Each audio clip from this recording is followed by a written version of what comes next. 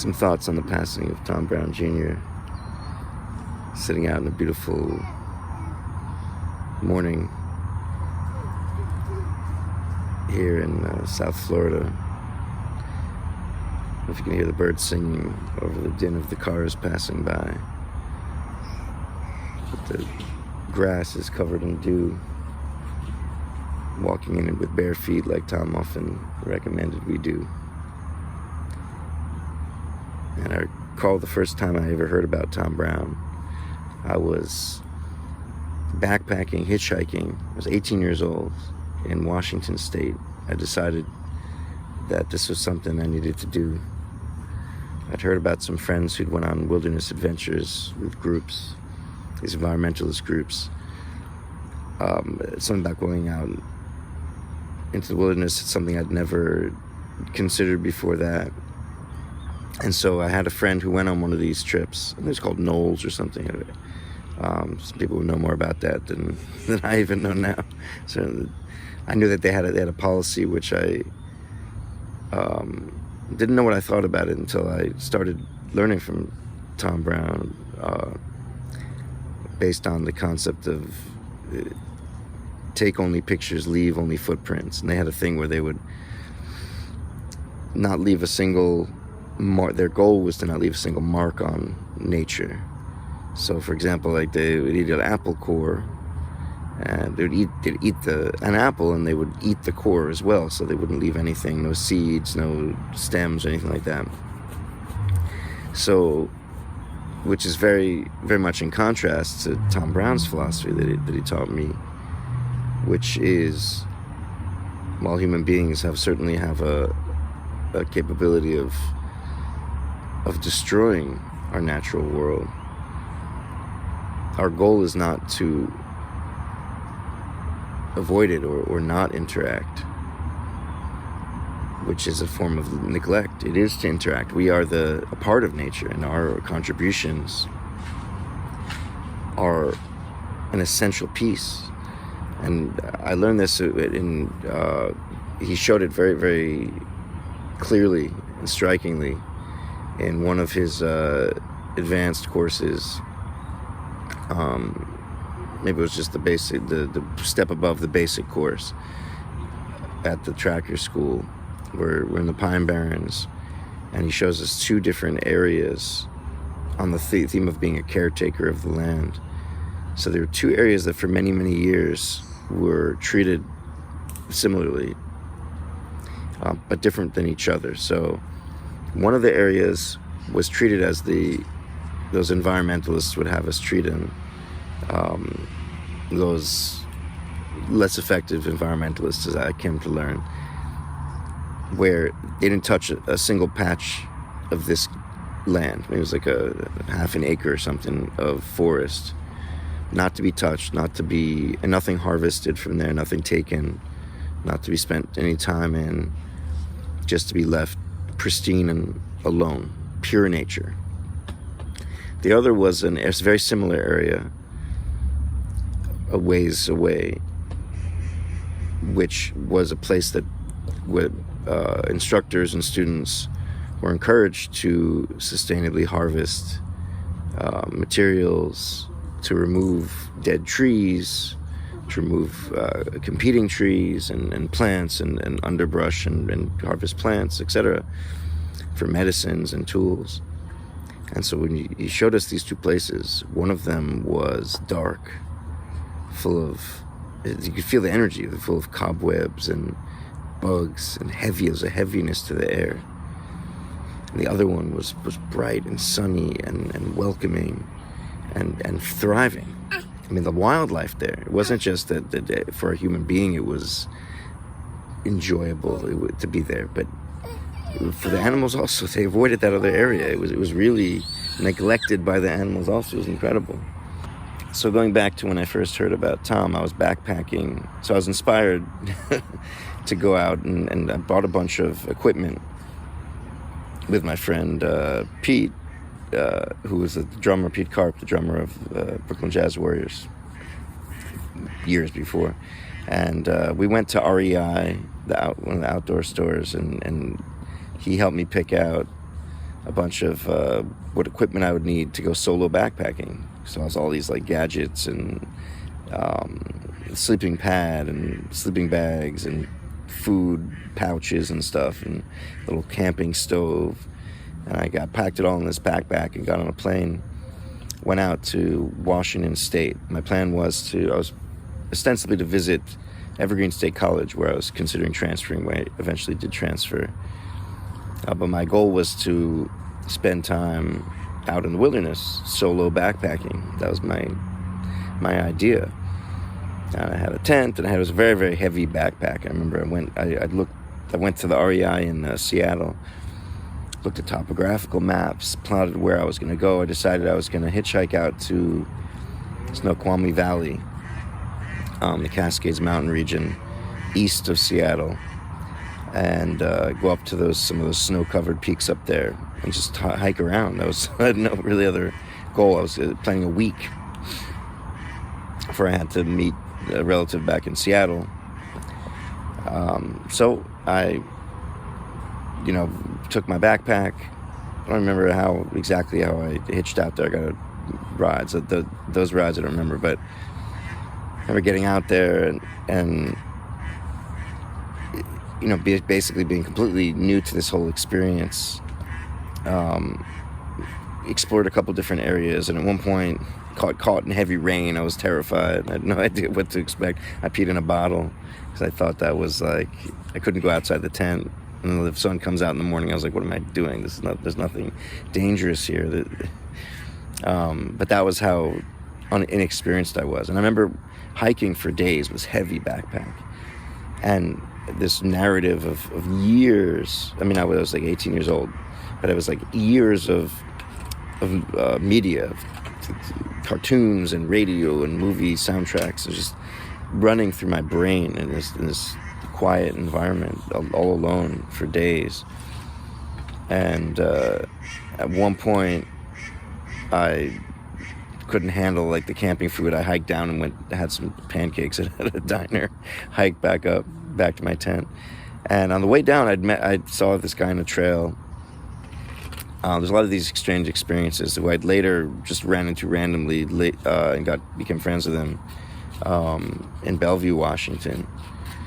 But at that point, at the end of this week trip, so I'm hitchhiking back into Seattle, and I get picked up by this young couple, kind of like a punk-looking couple. This guy had like somewhat like a mohawk look to him, but very kind, and they heard I was backpacking, and they said that they were out there in that area scouting out a place to get married, that they were interested into like a natural environment, because they were students of this Tom Brown Jr. who I'd never heard of before. And he said I'd really like you, recommended reading a couple of his books, which when he dropped me off at the mall in Bellevue, I met this individual that I'd seen on the trail a few days before, which was pretty crazy, and we ended up connecting. But in the meantime, I was waiting for him to get off work. I went to the Barnes & Noble, and they had a number of his books. I was very surprised. He's much more accessible than I would imagine, the way these people were talking about him. And I ended up picking up, I think, there's a number of books there, but I ended up picking up his field guide to animal tracking, animal tracking and nature observation. And I read that thing cover to cover before I ended up going out. So I spent some time in Seattle, and then I ended up going on another whole week of solo backpacking out in the Olympic Peninsula. I ended up hiking up to Mount Olympus, just up to the glacier. They're very low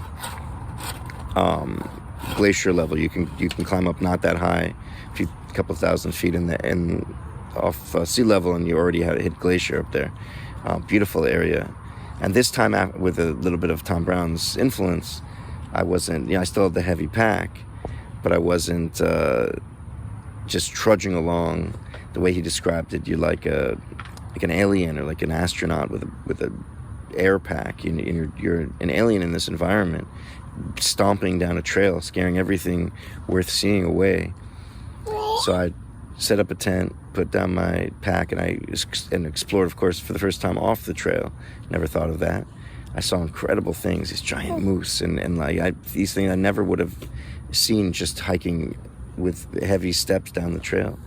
And that was an incredible eye-opening. I mean, he had a lot of different exercises and concepts based on his philosophy. And eventually I made it to the tracker school in New Jersey and had incredible experiences there. Took a number of courses, and came back and volunteered in the standard class a couple of times. It really changed me in a lot of ways, a lot of positive ways. And at some point, it opened. I was already kind of on a little bit of a spiritual quest, but eventually, without going into all the details right now, it led me to explore my Jewish roots, come to yeshiva. One of the gateways to that was learning about the Baal Shem Tov. The Baal Shem Tov would spend a lot of time in the wilderness, communing with Hashem in natural areas, and in contrast to what I imagined was a very city-focused, traditional Jewish practice. I learned that it's really much more nature connected and based. And at some point, I kind of had, 3 stages in my life that were, I wouldn't say competing, but would come in stages. They weren't yet really that integrated. My musical life, which was kind of what I related to most of growing up. Then this experience with the natural world, and becoming open to a whole different way of seeing things, experiencing the physical world, and about thinking about things, and then of course leading me to the world of Torah and the world of Yiddishkeit. Ultimately, these things have become much more integrated for me. But this is a lot thanks to Tom Brown Jr. and his influence. I'd love to talk a lot more about, if anyone who's interested, about his philosophy, his whole perspective, his teachings of grandfather, the certain prophecies, and how those kind of I see them now from understanding a ancient Jewish prophetic tradition. In what light can a human being have accurate visions? Because one of the things about, as much as Tom Brown has taught me, it seemed to me, in contrast to the approach of Torah, the approach of the Rebbe, which I've come to embrace. There's a lot of doom and gloom. There was a lot of positive in Tom Brown's approach, incredibly. I mean, how much power the human being has to have an effect, as he himself did on so many lives, so many people. But this idea, and especially checking him out recently in the last few years, I think some of it was kind of a call to action, saying things are going to get bad if you don't get back to these skills. But I kind of realized that a lot of that doom and gloom, like where the world is, it's a common perspective. I don't really resonate with that, and also, it's one of those things that it's easy to fall into. You look into the world and you imagine that things are deteriorating, and if this doesn't happen, then we'll end up in this awful state. And these kind of dire predictions are kind of in contrast with the truth of what the Torah teaches us about what we learned from the Lubavitcher Rebbe about what's going on in this time, a true prophet. Not that there's not prophecy by other nations and other perspectives, but with the Rebbe we had a true prophet, and from that we understand that we can expect the most positive things. We can expect the most positive outcomes, because we have already in many ways entered into the era of the true and complete redemption. And what's true about it is that it brings down the deepest truth of creation that the Creator is behind everything, and the Creator desires only good for the creation. And what's complete about it is that every detail is experienced and is through and through truly good. So any kind of negative predictions, in the past, there's been negative prophecies, but they're only temporary. And I was just reading the book of Jeremiah, who, in contrast, he was the true prophet, predicting the destruction of the temple, and negative things happen. And the false prophets were the ones at that point saying, well, everything's going to be fine. Don't worry. Just keep doing like you're doing, and everything's going to be fine. And Jeremiah was saying, well, people are not keeping their side of the covenant, and there's going to be some serious consequences and some serious destruction. Now, after that destruction and a couple thousand of years, and a couple thousand years of exile and suffering of the Jewish people, and a lot of darkness in the world, and a lot of commensurate light emerging as well, it's now that our situation is opposite. That the true prophet says that we can expect good and greatness and sweetness. We can expect the best that life has to offer. We can expect that, not just hope for it, not just wish it were true. But we can trust and expect that is what we are, that is what is unfolding, and that actually helps create that reality. Whereas the false prophets are the prophets of doom, saying, well, we can expect destruction, natural destruction of the human society, through political degradation, which are things that are frankly predicted as well. But those things are signs of the emerging of the unadulterated, beautiful truth. So just a few thoughts. I'm sure I have a lot more to say, a little bit of my story, a little bit of my reflections on the passing of Tom Brown Jr. May his soul rest in peace. And I'm going to thank you, Tom, for bringing me back to myself, back to nature, and ultimately bringing me to the Rebbe. And we actually had a conversation with Tom once after I'd already come to yeshiva.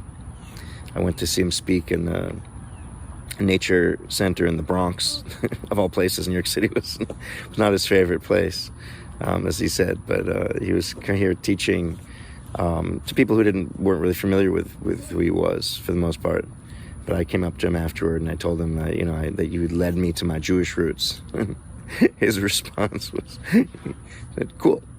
That was it. That was all I got from him at that point. And previously I'd had much longer conversations with him. I don't know if he even knew what to say to that. But anyway, thanks for listening.